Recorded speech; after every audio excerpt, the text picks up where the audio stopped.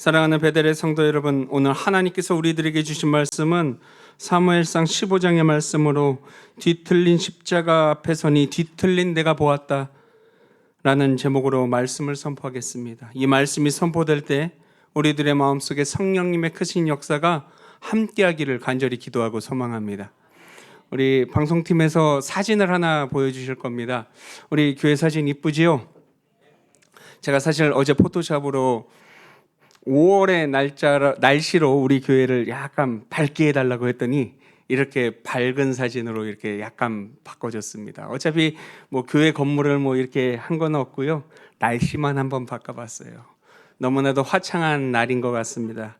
그리고 사진을 하나만 더 보여주시겠습니까? 이번에 72점의 그 십자가 전시했던 사진 중에 하나인데 이 십자가가 뭐냐면은요. 제가 제일 많이 봤던 십자가입니다. 왜 많이 봤을까요? 땡. 오! 야, 역시 권순희 권사님 센스가 최고십니다. 사실 제가 보통 앉아 있는 자리가 저쪽입니다. 그럼 제 눈앞에 가장 많이 보이는 십자가가 이 앞에 있는 십자가입니다. 그러다 보니까 제가 이 십자가를 한 달 동안 제일 많이 봤는데 이번 일주일 동안 이 십자가 하나만을 보면서 계속 묵상을 하면서 말씀을 준비했어요. 이 십자가를 보면서 뒤틀린 십자가, 과연 이 십자가가 나에게 주는 마음이 무엇일까? 이 십자가를 보면서 그냥 한 10시간 정도는 최소한 쳐다봤던 것 같습니다. 그러면서 이런 마음이 들었어요. 이 십자가 앞에 서니 뒤틀린 나를 보게 되었습니다. 오늘 말씀을 한번 봅니다. 오늘 이스라엘의 초대 왕이 나옵니다. 그는 지금 누구입니까? 사울입니다. 사울은 전쟁에서 돌아옵니다. 하나님의 명령을 통해서 아말렉을 쳤습니다. 그의 얼굴에는 승리의 기쁨이 있었고 그의 입술에는 찬송이 가득합니다. 그리고 그는 이렇게 이야기했습니다. 원하건대 당신은 여호와께 복을 받으소서. 내가 여호와의 명령을 행하였나이다. 얼마나 기세가 등등합니까? 요즘 아이들 말로 어깨가 뽐뽐하고 있습니다. 어깨가 이렇게 올라가 있죠. 얼마나 당당한 고백입니까? 얼마나 자기에게는 거룩한 입술입니까? 얼마나 확신에 찬 얼굴 아닙니까? 근데 그 순간 사무엘의 귀에 한 소리가 들렸어요. 양이 울고 있었고 소가 울고 있었습니다. 사실 죽었어야 할 짐승들이 살아서 울고 있었습니다. 근데 사울의 입은 내가 행하였다고 말하고 있는데 사울의 뒤에는 아직 아니다라고 말하는 울부짖는 소리들이 들리는 것만 같습니다. 사무엘이 묻고 있지요. 그러면 내 귀에 들려오는 이 양의 소리와 내가 듣는 소의 소리는 어떻게 된 거냐라고 묻고 있었습니다. 여러분, 오늘 말씀의 제목이 무엇입니까? 뒤틀린 십자가 앞에 서니 뒤틀린 내가 보였다. 우리는 모두 사울의 모습을 행하고 있지는 않습니까? 우리는 모두 내가 행했다라고 이야기합니다. 내가 이루었다라고 이야기합니다. 그러나 우리의 삶의 뒤에는 양과 소의 소리가 울리고 있습니다. 오늘 하나님께서 이 사무엘을 통해서 우리에게 묻고 있지요. 내 귀에 들려오는 이 소리는 어떻게 됨이냐? 이 진정한 소리를 들으려면 우리는 뒤틀린 십자가 앞에 온전히 서 보아야 할 것입니다. 우리가 왜곡해 놓았던 그 십자가, 우리의 마음, 우리의 욕망, 야망에 자기 확신으로 뒤틀어 놓은 그 십자가 앞에 온전히 설 수 있는 저와 여러분들이 되어야 할 줄 믿습니다. 오직 그때 우리는 뒤틀린 내 자신을 볼 수 있을지도 모릅니다. 오늘 말씀을 통해서 우리의 영혼 깊숙이 울리는 진짜 하나님의 말씀이 우리들 마음속에 쏙 박혀서 우리의 삶을 온전히 주 앞에 내려놓을 수 있는 저와 여러분들이 되기를 간절히 기도하고 소망합니다. 사무엘상 15장은 사울의 왕의 그 비극이 결정적으로 시작되는 장입니다. 하나님께서 사울에게 명령하셨어요. 아말렉을 쳐서 그의 모든 소유를 남기지 말고 어떻게 하라 그랬습니까? 진멸하라라고 이야기를 합니다. 남녀와 아이와 젖먹는 자와 우양과 낙타와 나귀를 다 죽이라고 이야기합니다. 이 명령이 어떻게 보면 잔인해 보일 수도 있어요. 그러나 이 명령의 말씀에는 그들의 역사적인 의미가 있었습니다. 아말렉의 그 광야에서 이스라엘이 가장 약할 때 뒤에서 그들을 배신한 민족이었던 것입니다. 그들은 하나님을 절대로 두려워하지 않았습니다. 그들은 요즘 말로 치면은 약자의 뒤통수를 친 민족이었어요. 그래서일까요? 민족적으로 수세기 동안 그 마음의 쓴뿌리가 남아 있었던 것이었습니다. 하나님의 공의가 마침내 그들을 심판하는 순간이었습니다. 그런데 사울은 그 명령을 온전히 따르지 않게 되었어요. 그는 아가광을 살려둡니다. 그의 양과 소와 좋은 것들을 아끼고 남겨두었어요. 자신의 유익과 백성들의 눈치를 살펴보기 위해서였습니다. 그러면서 그는 이렇게 이야기합니다. 진멸하라 라는 이 말씀 앞에 그는 좋은 것들을 남기고자 했다는 거예요. 사무엘이 돌아왔을 때 사울은 무엇이라고 말합니까? 내가 여호와의 명령을 행하였나이다. 여러분, 이것이 오늘 우리가 두려워해야 될 나의 얼굴에 빛나실 것입니다. 사울은 거짓말을 하고 있는 것일까요? 어떻게 보면 그렇기도 하고 아닐 수도 있습니다. 정확히는 애매모호하다는 거예요. 근데 더 무서운 것은, 더 무서운 진실은 바로 이것입니다. 사울은 스스로를 속이고 있었다는 거예요. 아니, 더 정확히 이야기하면 그렇게 믿고 싶었던 것입니다. 나는 순종하였노라, 나는 순종했다라고, 그리고 자기가 하나님의 명령을 행했다고. 근데 진짜 사울의 비극이 바로 여기서부터 시작됐다는 것입니다. 그는 자신이 어긋났다는 사실조차 모릅니다. 아니요, 정확히는 어긋남을 모른 척했다는 것입니다. 자기가 만들어낸 자기 자신을 보고 있었습니다. 그는 인정받는 것처럼 보이는 왕, 경건하게 보이는 왕, 복받을 것처럼 보이는 왕, 그 환상 속에서 살고 있었던 것이지요. 그러나 그는 하나님 앞에 아무것도 아니었고 무의미한 존재였습니다. 근데 여러분, 우리는 어떻습니까? 우리는 우리 자신에 대해서 무엇이라고 말할 수 있는 존재들입니까? 나는 신앙생활을 잘하고 있고, 나는 나만큼 신실한 사람은 없다고 얘기하고, 나는 적어도 저 사람만큼 저보다는 잘하고 있지 않는가, 이렇게 생각하고는 있지 않습니까? 사울의 입술, 우리의 입술 닮아 있지 않습니까? 그리고서 주님께는 이렇게 이야기하죠. 내가 여호와의 명령을 행하였나이다. 여러분, 유명한 신학자 이 보노포의 나를 따르라에서는요, 값싼 은혜에 대해서 이야기를 합니다. 회개 없는 용서, 십자가 없는 부활, 제자도 없는 신앙, 그것은 은혜의 얼굴을 하고 있지만 신앙의 모습을 하고 있는 척, 하지만 은혜가 아니라고 이야기합니다. 신앙의 모습을 하고는 있지만 신앙이 아니었습니다. 그는 말하지요. 값싼 은혜는 교회의 가장 큰 적이다. 오늘 우리의 싸움은 값비싼 은혜를 위한 싸움이다라고 이야기를 했어요. 사울은 어떤 것을 드렸습니까? 값싼 순종을 드렸어요. 자기가 편한 만큼만, 자기에게 이득이 되는 만큼만, 자기가 체면이 서는 만큼만 순종했다는 거예요. 그리고 그것을 여호와의 명령을 행한 것이라고 포장했습니다. 여러분, 오늘 우리 안에도, 내 마음 안에도 사울은 살아있지 않습니까? 내가 편한 만큼만 드리고 그것을 헌신이라고 했습니다. 남은 시간만 드리고 그것을 기도라고 했습니다. 남은 것들을 드리고 그것을 헌금이라고 했습니다.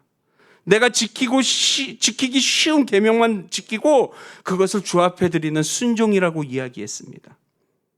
그리고 하나님 앞에 나와 이렇게 얘기했죠. 내가 주의 명령을 행하였나이다. 내가 주의 명령을 행하였나이다. 자신의 아니란 확실은 가장 무서운 것입니다.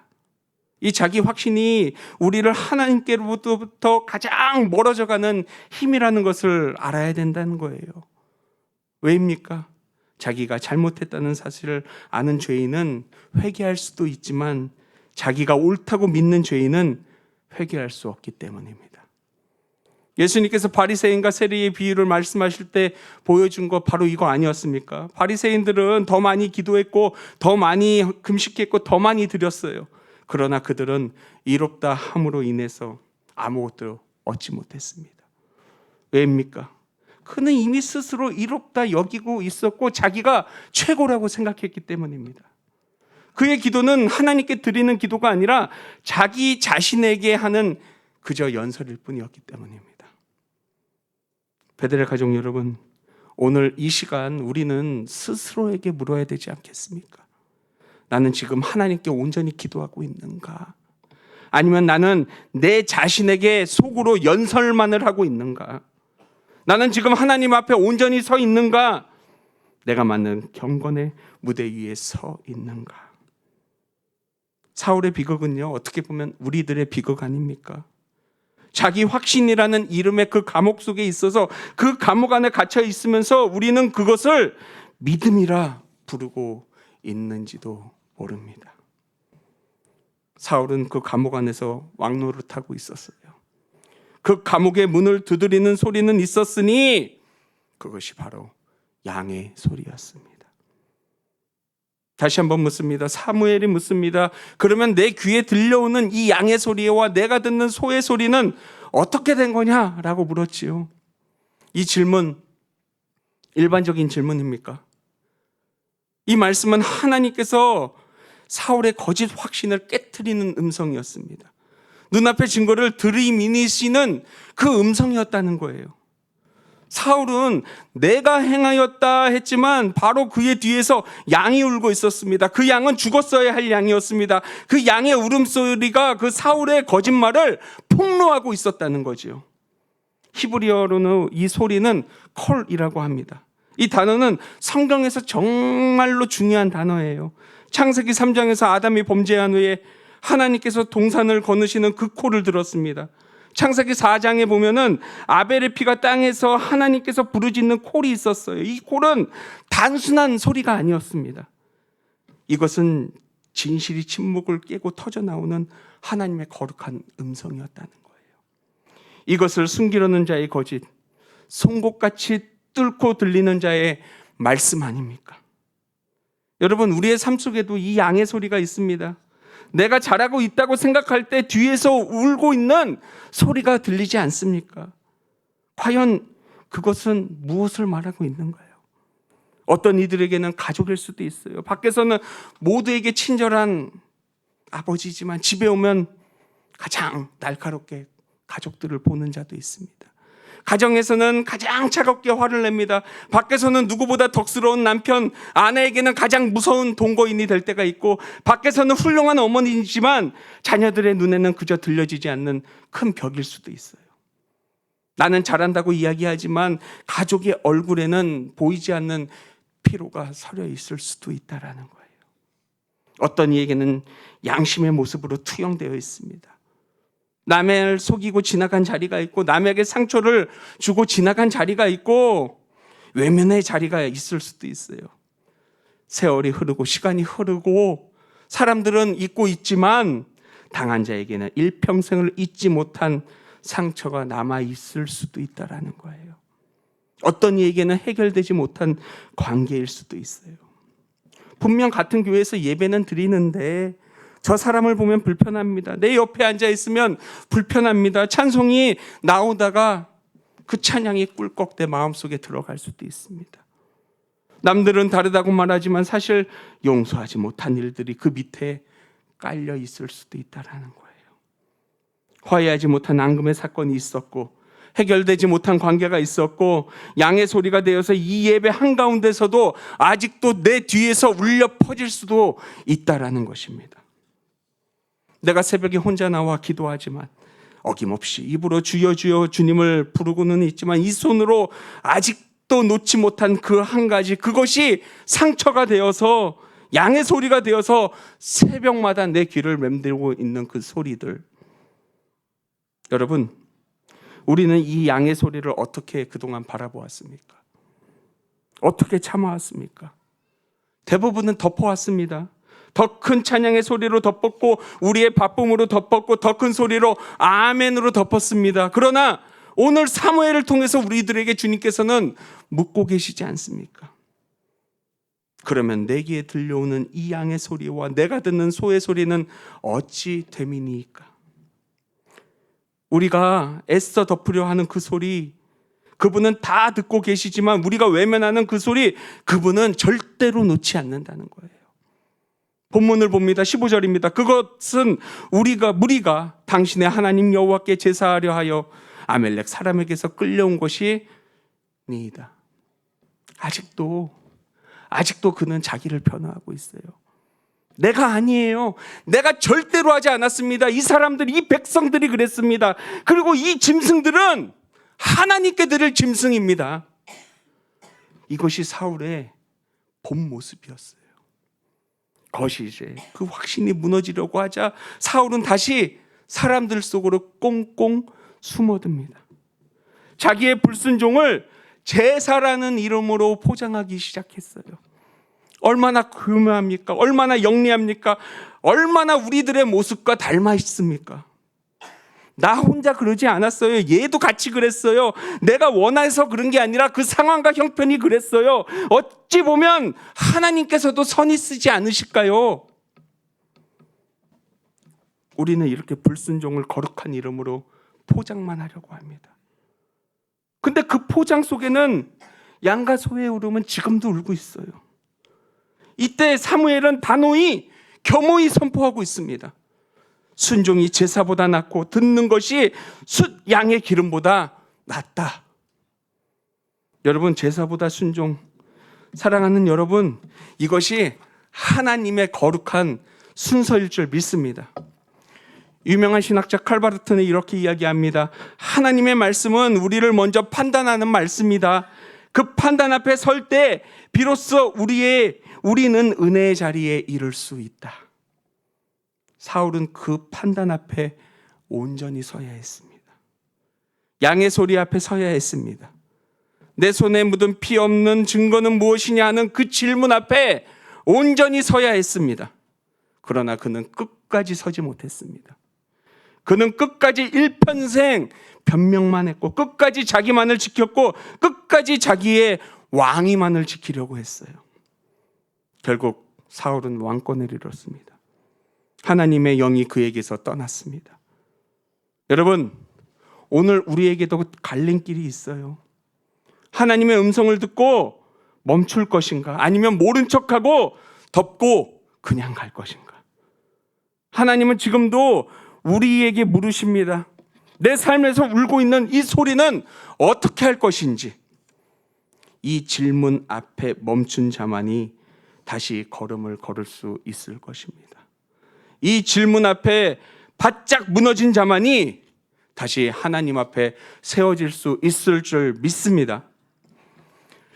여러분, 지금까지 우리는 사울의 얼굴을 봤습니다. 내가 행하였다 말하는 얼굴, 양의 소리 앞에서도 변명만 하는 얼굴, 그리고 결국 무너진 얼굴, 그 얼굴에서 우리는 나를 바라보게 되었습니다. 근데 오늘 본문은 묻고 있습니다. 왜 뒤틀린 십자가인가? 여러분, 사실 십자가 자체는 뒤틀려 있지 않습니다. 십자가는 하나님의 사랑과 공의가 만나는 자리입니다. 완전한 사랑이고 거룩한 희생이고 우리 죄의 사죄의 자리였던 것입니다. 근데 그 십자가를 뒤틀어 놓은 것 누굽니까? 나였습니다. 보혈이 없는 십자가, 회개가 없는 십자가, 죽음이 없는 십자가. 정복의 깃발, 성공의 깃발, 야망의 깃발이 되어버린 내 마음속의 십자가. 카드만 대면, 동전만 넣으면 축복이 쏟아지는 은혜의 자판기가 되어버린 십자가. 이것이 우리를 뒤틀어 놓은 십자가 아니었습니까?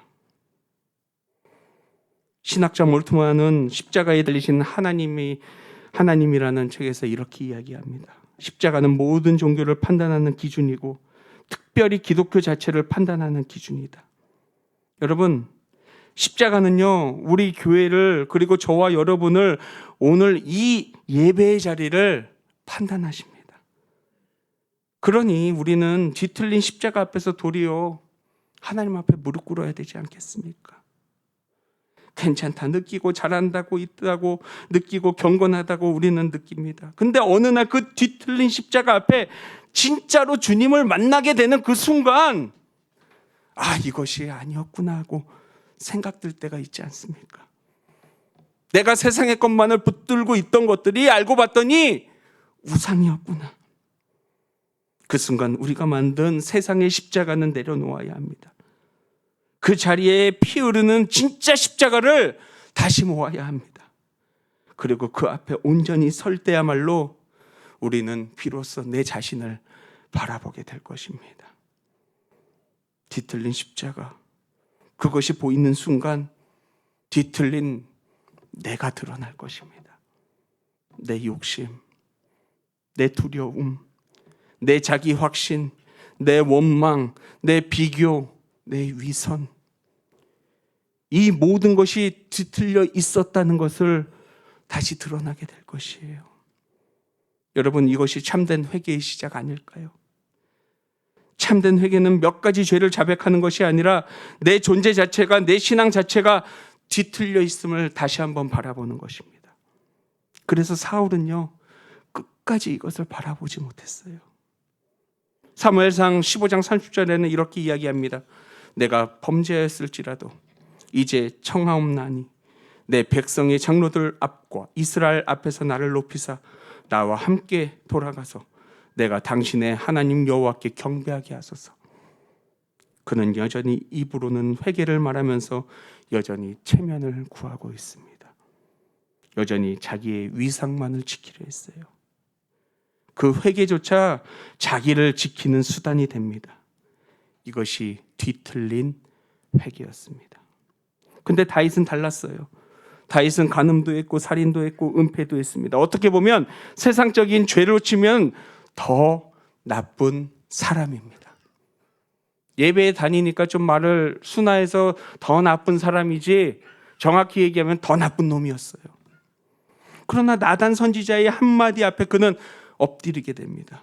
시편 51편에 다윗은 이렇게 고백하지요. 하나님이여, 주의 인자를 따라 내게 은혜를 베푸시며 주의 많은 긍휼을 따라 내 죄악을 지어 주시옵소서. 내가 죄악 중에서 출생하였으며 어머니가 죄 중에서 나를 잉태하였나이다. 다윗은 한 가지 행동뿐만이 아니라 자기 존재의 뒤틀림을 보았습니다. 그때야 비로소 참된 회개가 시작되었던 것입니다. 여러분, 사울은요, 자기를 지키려다가 자기를 잃었고 왕위를 지키려다가 영혼을 잃었습니다. 그러나 오늘 하나님은요, 우리에게 다시 기회를 주시고 있어요. 그래서 이 예배의 자리에 우리는 결단하기를 원합니다. 첫째는 내 마음에 울고 있는 양의 소리를 더 이상 외면치 않게 하소서. 두 번째는 내가 뒤틀어 놓은 십자가를 내려놓고 피 흐르는 진짜 십자가를 앞에 세워놓게 하소서. 마지막으로 그 앞에서 뒤틀린 나를 정직하게 보시고 사울의 종교에서 다윗의 신앙으로 건너가게 하소서라고 기도할 수 있는 베델의 모든 가족들이 되길 원합니다. 여러분, 이 자리는 끝이 아니라 시작입니다. 은혜의 시작이고 참된 신앙의 시작이고 참된 자유의 시작이 될 줄 믿습니다. 우리 함께 나 주님의 기쁨 되기 원하네 찬양 드리겠습니다.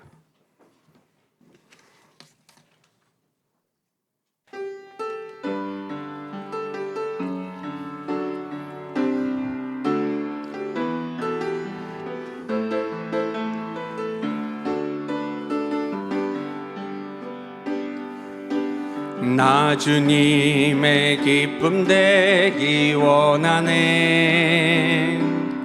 내 마음을 새롭게 하소서. 새 부대가 되게 하여 주사 주님의 빛 비추게 하소서. 내가 원하는 한 가지 주님의 기쁨이 되는 건 내가 원하는 한 가지 주님의 기쁨이 되는 것. 겸손히 내 마음을 겸손히 내 마음 드립니다. 나의 모든 것 받으소서.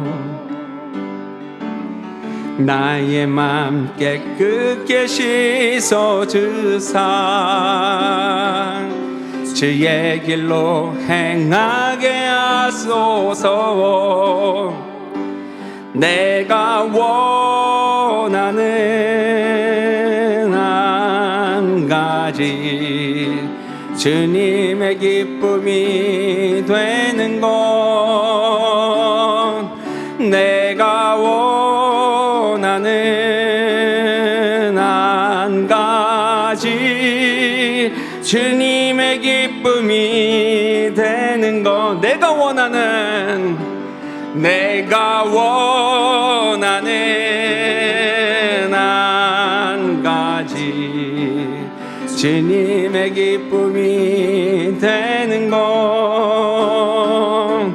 내가 원하는 한 가지 주님의 기쁨이 되는 것. 이 시간 우리들이 함께 기도하기를 소망합니다. 두 손을 모으고 진중히 기도하기를 소망합니다. 나는 지금 하나님 앞에 순종하고 있는지 아니면 순종했다고 믿고 있는지, 나는 지금 십자가를 붙들고 있는지 아니면 내가 만든 십자가를 붙들고 있는지, 이 시간 마음을 담아 주님의 음성에 귀 기울여 보도록 하겠습니다.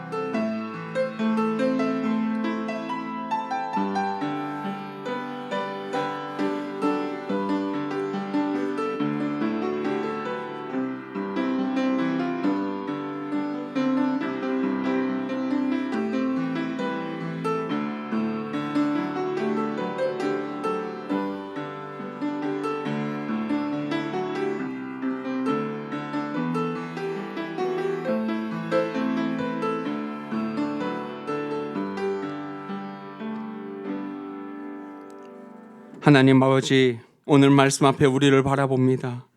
순종했단 말했지만 온전히 순종하지 못했고, 주님을 의지한다 말했지만 다른 것을 더 붙잡으며 살았습니다.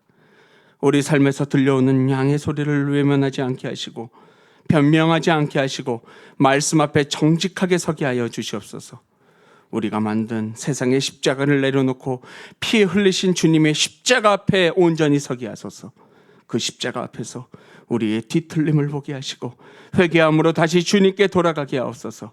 이제는 내 힘으로 버티지 않고 원망으로 반응하지 않고 오직 주님만 의지하게 하여 주시옵소서. 무너진 자리에도 은혜를 베풀어 주시고 우리의 믿음과 삶을 다시 세워 주시옵소서. 예수님의 이름으로 기도드립니다. 아멘.